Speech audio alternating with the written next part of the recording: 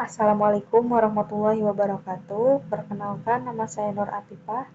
Di sini saya akan mempresentasikan materi tentang organisasi bisnis internasional dan pengelolaan manajemen lintas negara.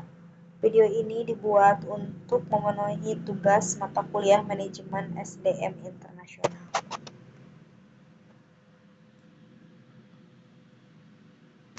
Bisnis internasional merupakan salah satu bentuk hubungan internasional, dan bisnis internasional merupakan perwujudan kegiatan bisnis yang melintasi batas negara.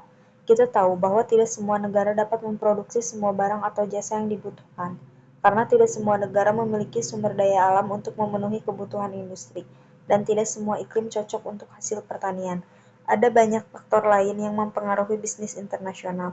Ada berbagai macam aktivitas dan tahapan dalam kegiatan bisnis yang dilakukan oleh suatu negara. Selain itu, bisnis internasional memiliki keuntungan dan kerugian yang spesifik, dan negara harus membuat pilihan strategi sehingga dapat dijadikan pertimbangan yang mendorong perusahaan untuk memulai bisnis internasional. Selain itu, pastinya terdapat hambatan untuk memasuki bisnis internasional. Menurut Clive Archer, organisasi internasional adalah organisasi formal. Pembentukan kontinum berdasarkan kesepakatan antara anggotanya, baik pemerintah maupun non-pemerintah, yang terdiri dari setidaknya dua negara dan hak berdaulat untuk mencapai kepentingan anggotanya. Manajemen sumber daya manusia internasional adalah proses mempekerjakan, mengembangkan, dan memberi penghargaan orang di dalam organisasi internasional atau global. Hal ini melibatkan manajemen manusia di seluruh dunia, tidak hanya manajemen orang-orang ekspatriat saja. Bentuk-bentuk organisasi bisnis internasional. 4 model organisasional internasional telah diidentifikasi oleh Bartlett dan Gosal, 1993. Federasi terdesentralisasi, di mana tiap unit nasional dikelola sebagai entitas atau lembaga yang terpisah yang berusaha untuk mengoptimalkan kinerja jadi dalam lingkungan lokal. Ini adalah korporasi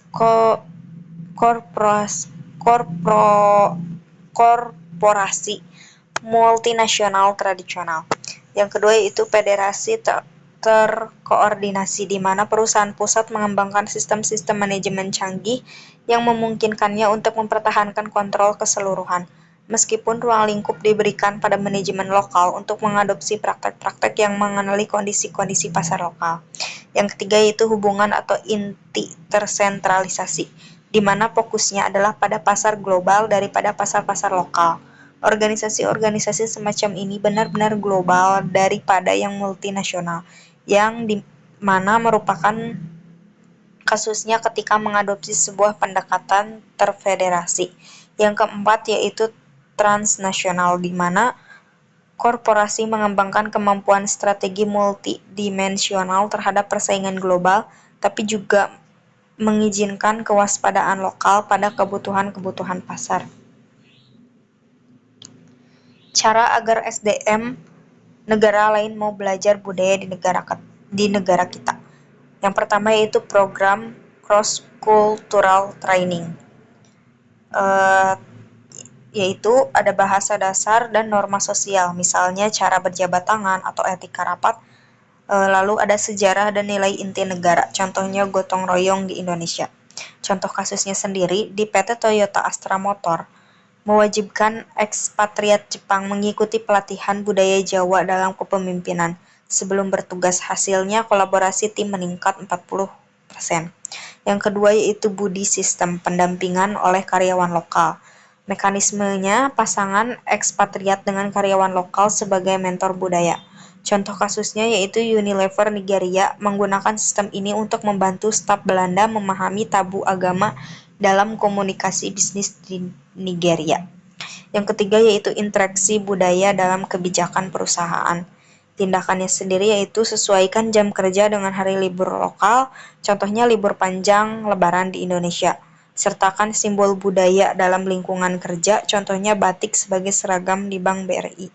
Dampaknya sendiri yaitu studi di Microsoft Singapura menunjukkan 65% ekspatriat merasa lebih nyaman setelah kebijakan fleksibel untuk perayaan Tahun Baru Imlek. Yang keempat yaitu reward system untuk pembelajaran budaya. Contohnya di PT Freeport Indonesia memberikan bonus bagi ekspatriat yang lulus ujian bahasa Indonesia dan budaya Papua. Contoh kasus utamanya yaitu proyek PLTU Jawa 7 Indonesia Jepang.